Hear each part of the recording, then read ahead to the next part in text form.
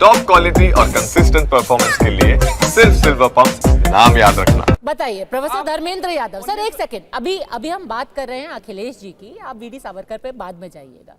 ये सीधे सीधे मुस्लिम वोट साधने की कोशिश है और उसके चक्कर में गौशाला को भी बदबूदार बता दिया। क्यों?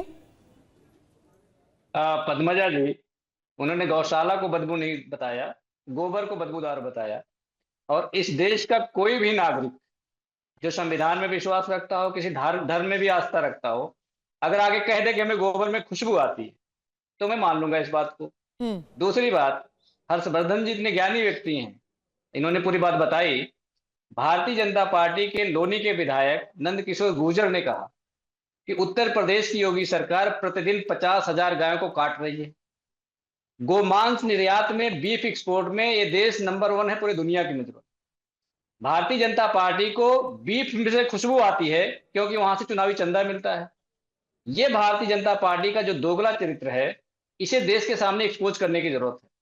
आदरणीय राष्ट्रीय अध्यक्ष श्री अखिलेश यादव जी ने जो बात कही, उन्होंने कहा कि हम राजनीति में सुगंध चाहते हैं, आपसी भाईचारा चाहते हैं और एक दूसरे के साथ रहकर देश की प्रगति चाहते हैं, प्रगतिशील सोच के हिसाब से वो बात कह रहे हैं। लेकिन भारतीय जनता पार्टी को जब जब मौका मिलता है, अपनी नाकामी को छुपाने के लिए पहले धर्म का इस्तेमाल करते थे। अब बीफ एक्सपोर्ट में नंबर 1 है, 50,000 गाय रोज कट रही हैं और बीफ कंपनी से चंदा भारतीय जनता पार्टी सबसे ज्यादा ले रही है।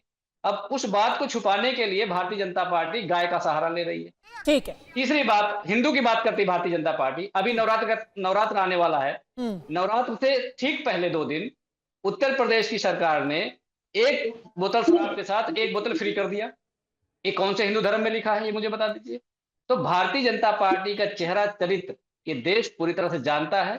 अपने दोगलेपन को छुपा नहीं सकती भारतीय जनता पार्टी। और जिसको ये वीर कहते हैं, अगर माफी मांगने वाला वीर हो जाएगा तो भारतीय जनता पार्टी का चरित्र यही रहा है कि कभी मुगलों के साथ मिलकर मलाई खाई। ठीक है, एक एक करके सर, नहीं तो बहुत सारी चीजों पे चर्चा हो जाएगी। सत्ता की मलाई तो ठीक है, प्रोफेसर यादव ने साफ साफ बोल दिया है प्रदीप भंडारी। सर अभी एक सेकंड, अभी फिर हम मुगलों पे जाएंगे, फिर रामजीलाल सुमन पे जाएंगे, फिर राणा सांगा पे जाएंगे, फिर पूरे इतिहास पर यहाँ पर चर्चा नहीं हो सकती आधे घंटे में। तो आप इतना बता दीजिए प्रदीप भंडारी, क्या अब सनातन के नाम पे प्रोफेसर यादव आपसे पूछ रहे हैं गोबर से भी आपको सुगंध आएगी? उन्होंने कभी गौशाला का नहीं जिक्र किया, उन्होंने बस इतना कहा कि भाई गोबर से बदबू आती है। इसमें गलत क्या बोला?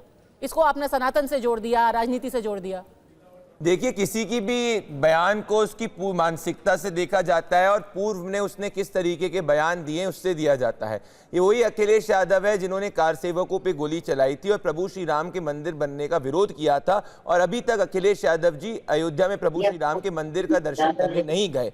तो इनका डीएनए हिंदू विरोधी है। जो खुद यदुवंशी है, अगर वो गौ या मान लीजिए गोबर से उसको इतनी घृणा आती है तो ये यदुवंशी समाज का और साथ में हिंदू समाज का भी विरोध है। मैं अगर फैक्चुअली बात करना चाहूं, ये कह रहे थे कि भाई उत्तर प्रदेश में हमने गौ माता के लिए क्या किया है। 2000 करोड़ का बजट इस बार आवंटित किया गया है और 7000 से ज्यादा गौशाले हैं। अब एक तरफ तो इनको कसाईयों से प्यार है और दूसरी तरफ इनको गौशाला से नफरत है। ये इनके बीच का विरोधाभास है जिसको हम क्वेश्चन कर रहे हैं, क्योंकि पूर्व में भी ये सनातन को डेंगू, मलेरिया, एड्स बोलने वालों के साथ में रहे हुए। अगर पूर्व में अगर इन्होंने सनातन का सम्मान किया होता तो हम इनकी बात को मानते, परंतु ये सनातन का अपमान करते हुए आए हैं और अब गौ माता से भी इनको चिढ़ है। तो इनके अंदर की सनातन घृणा सामने दिखती है। पीडीए एक मैकेनिज्म है सनातन समाज को बांटने का, और क्या है इनकी तरफ तो मुसलमान तुष्टिकरण करते हैं और साथ में गौ माता का अपमान करते हैं।